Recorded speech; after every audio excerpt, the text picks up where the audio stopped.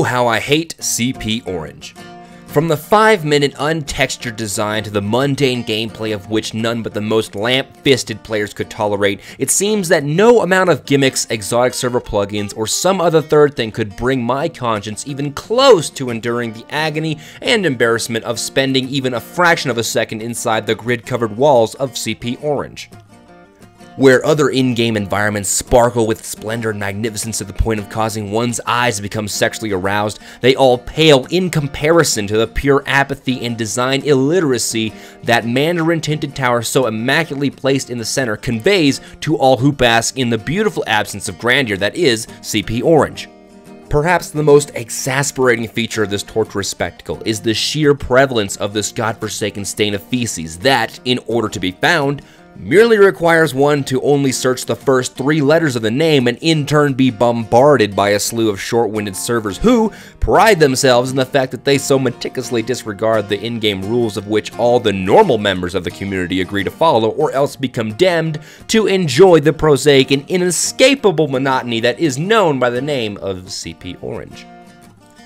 For proof of the terrible insipidity that this abomination of the Team Fortress 2 community conveys, all it necessitates is a short trip to the doorless feticide that many call a map, and from there, you can observe through your own perspective the unmistakable exhibition of boredom and dire listlessness the players suckling on the rotten teat of lethargy and sloth display. Despite the server's attempts to make the match even barely interesting with additions of all crit and low gravity plugins that even through all their instilled chaos and adrenaline such programs usually entail on a normal map, they still manage to disappoint and bore those playing on CP Orange.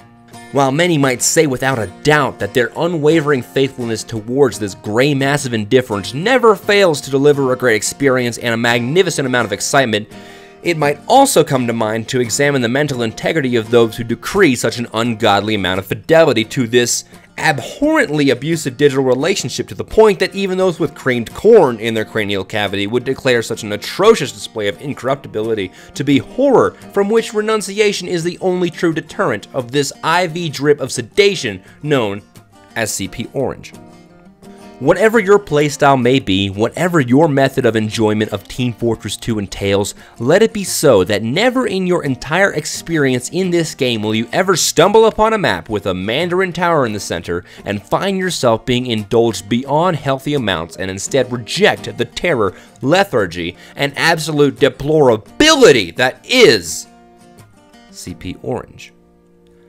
Oh, how I hate CP Orange. I'm the invincible, undefeated champion. Mount Zion's my ancestors can't rely on. Star of David, nah, the thought of stardom. Martyrdom and done crumbs left to the dumb thumb. To this play button, glutton of words. Mutton, birds of fly to fly to you, dropping turds. Hopping up on ignorance to feel how your body pop up the real. Dance the visual, cry to deity. Pious piety might be.